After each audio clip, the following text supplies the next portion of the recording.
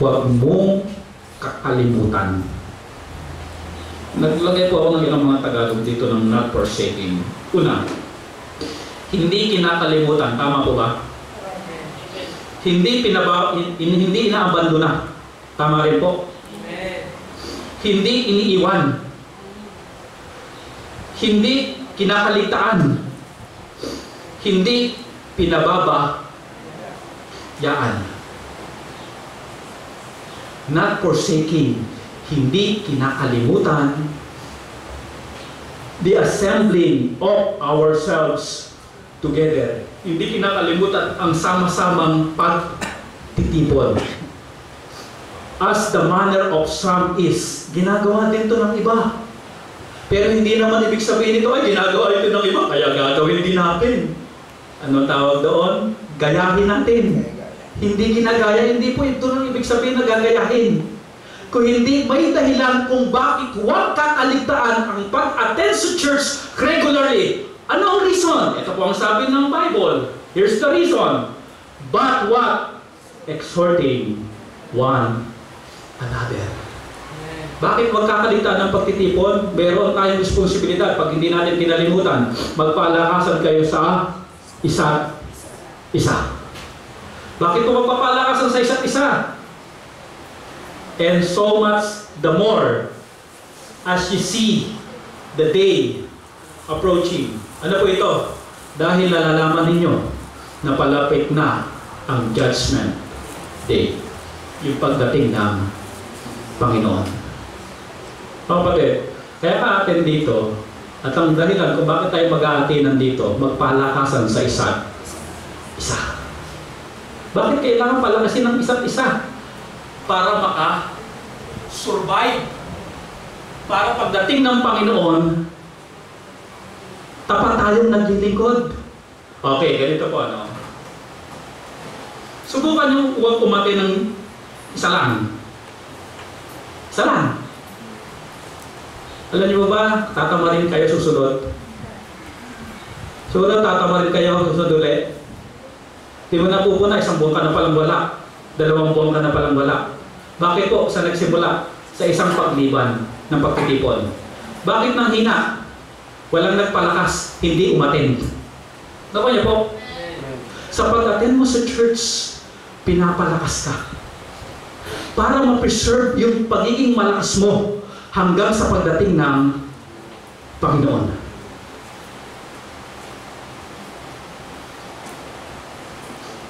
Church, may tanong ba ako sa inyo? Kapag mayroon pong bisita na dadating sa inyo, in-inform kayo, halimbawa, bukas dadating, ano gagawin niyo po? Maghahanda. Ano gagawin natin? May preparation tayo gagawin yan eh. Anong preparation tawag po doon? Physical preparation. Tama po ba yan? Amen. Tapos ang dadalaw pa sa'yo, teacher mo. Matinding preparation yan. O kaya yung class mo.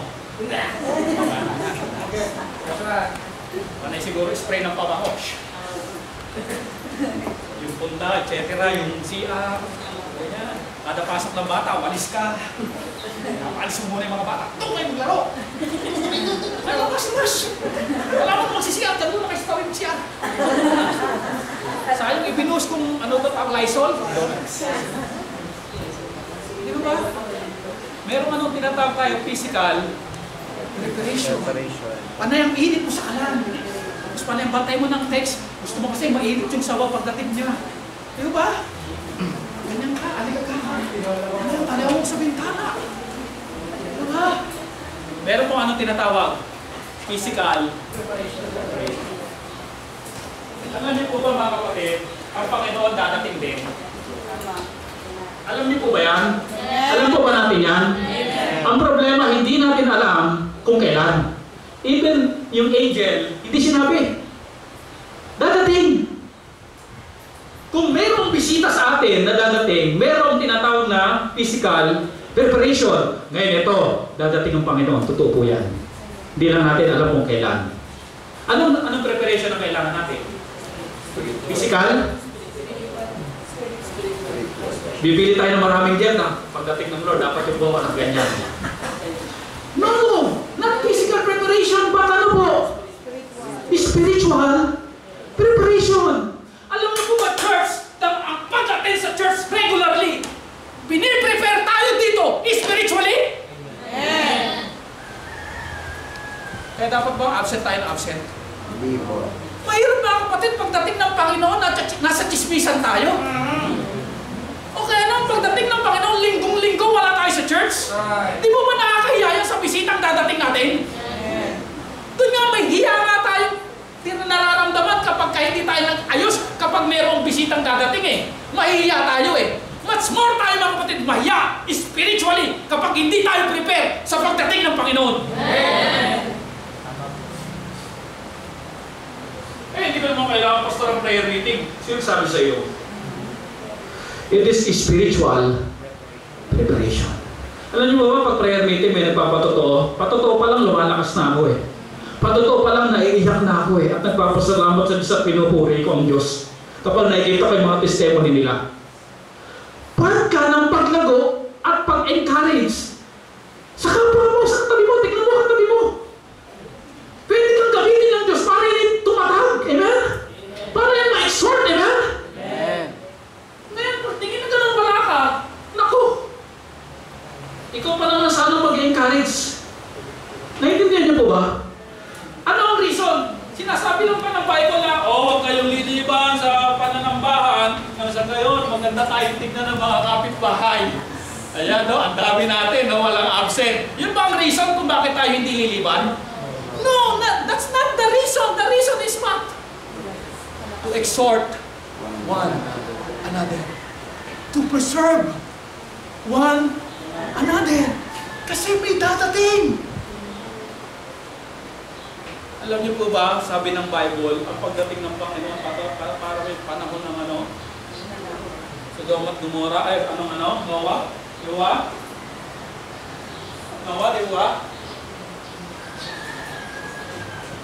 See? Pero church, yung wickedness ngayon ng sanlibutan, pa-worse eh. Hindi natin inaano to, no?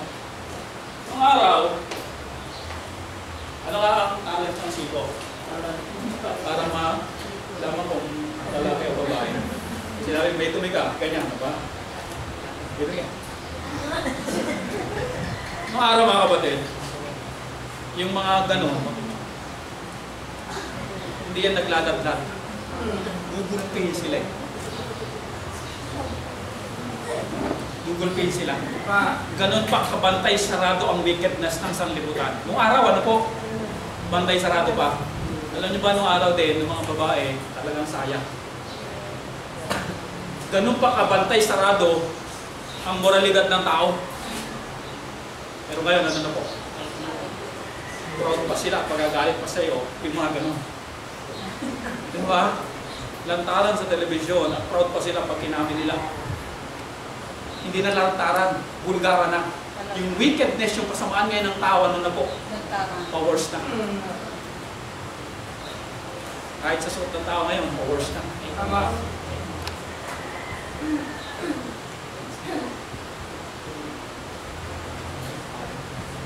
Sa palagay niya, parating na ang Panginoon. Opo. Kung noong Bible times, 2,000 taon na nakakalipas, sinasabi nila malapit na dumating. 2,000 taon na lumilipas, sabi nila malapit na dumating, nakasuot sa Bible. Eh di lalo, mas malapit na ngayon. Di po ba? Pagdating ng Panginoon, Naintindihan niyo po ba ibig sabihin ng Bible? Hindi ka para pahirapan na prayer meeting gabi. Hindi po yung reason. Gusto ka lang i-preserve ng Panginoon na you are faithful pagdating niya. Para din sa'yo yun. Para rin sa reward mo yun.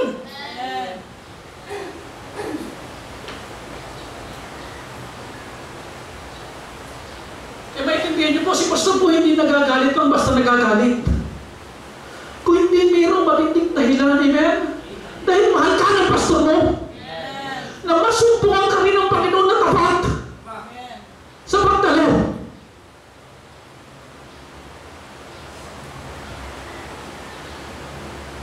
Sabi ng Bible, but, here's the reason, exhorting one another, and so much the more, at higit pa rito, mahigit pang dahilan, bakit kayo mag-exhort one another, as you see the day, when we say approaching, ay mga naglalaro dati ng zombie, alam natin?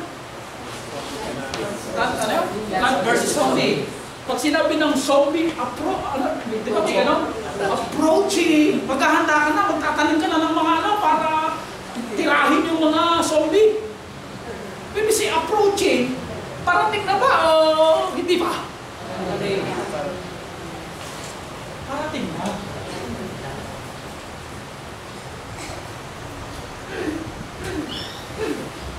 Are we willing to support the testimony of our church? Amen. Say what? Amen. Say what? Amen. We willing. Amen. Exhort one another. Kaya mga kapatid, pag nandito tayo sa church, ayaw si pastor na mag-preach na Amen. Amen. Trabaho natin, gusto ko ba? Problema ka ba? Bakit parang manulang ka? Ano ba? May problema ka ba? Ang pera, mag-usapan natin. Magpalakasan. Pag-pray kita. Amen. Huwag lang pera. Kailangan mo ba ng help? Kaya ko magsakripisyo para sa'yo. Hindi lumakas. Kapag may dinalaw kami sa ospital, siya lang ang bisita, dinalaw namin lang kapag doon na tayo mga sila Paulo kayo. Ito mag-church, iwanan yung nasa ospital, gusto mag-church. Bakit po? Na-expert eh.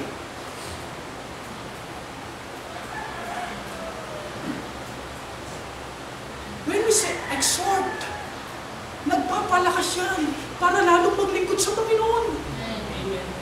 Eh, pastor, ito naman kasi sa prayer meeting, papato, tirahan.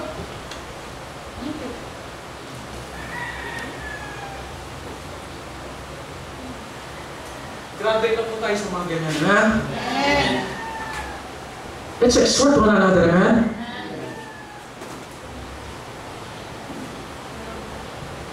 Serve the Lord with all humility of our heart, amen?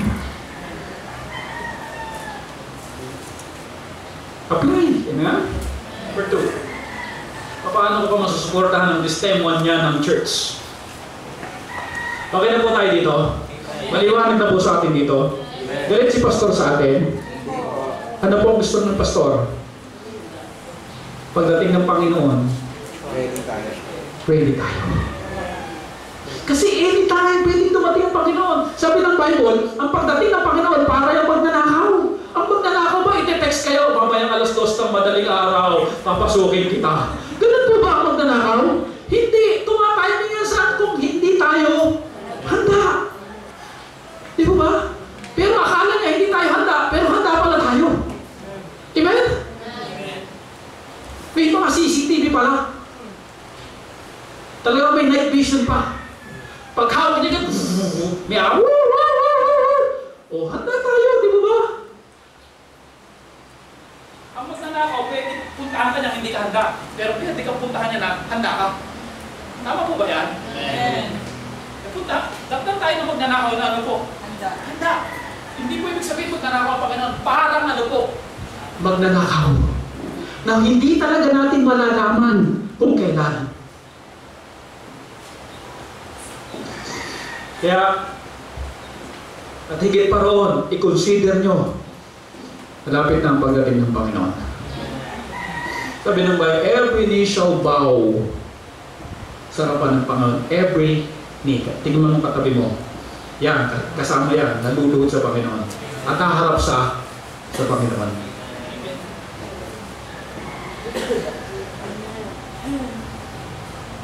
At then regularly, kapag kasi nagbigay tayo ng mga excuses, yan ang nagiging barrier para ka maging faithful sa Panginoon. Kasi ganito, kasi hanggang tinabunan ka na ng mga excuses mo, wala na. Nabuhay ka na sa mga excuses mo. Natabunan na yung dapat ay malago ka pa. Amen? Tapat ka pa. Amen? Pastor, nagati naman ako ng Sunday. Ang sabi ng Bible, huwag mong kakaligtaan ng mga pagtitipon. Hindi sinabi ditong Sunday lang. Amen? Not forsaking the assembling of ourselves together. Amen? Okay, number 2.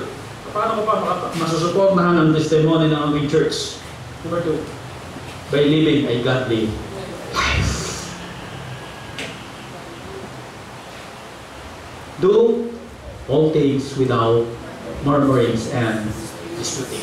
Gawin yung lahat, all things, nang hindi nagreklamo, hindi reklamo ng reklamo. Ang pangit tingnan mga kapatid ng reklamo ng reklamo. Meron man tayong anak reklamo ng reklamo, paano inaabot sa atin? Kasi ayaw natin at hindi magandang ugali reklamador.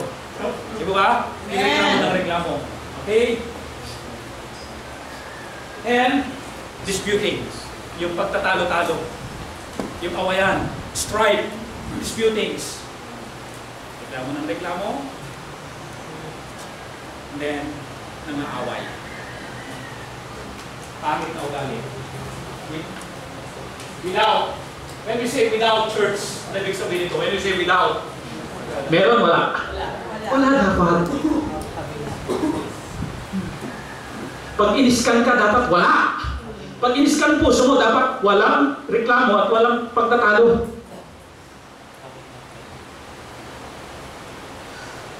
Nako, mahirap mabuhay ng reklamo ng reklamo. Noong panahon ni Moses, ang ginawa ng Diyos, pinabuka ang lupa, pinakain sa lupa. Ayaw talaga ng Diyos ang nagre-reklamo. Kasi mga kapatid, sa dami-dami ng biyaya ng Diyos sa atin, di ba napakaraming biyaya ng Diyos? Sa kabila, reklamo pa tayo ng reklamo, pambihira naman, pinigay ko sa iyo araw, buhay, lakas, electric fan, utulugan, nanay, tatay, pagkain, may rep ka pa, may... Tapos reklamo ka pa ng reklamo. O ba? Nakaka-insulto, di ba? At walang pagtatalo. Sa loob ng church,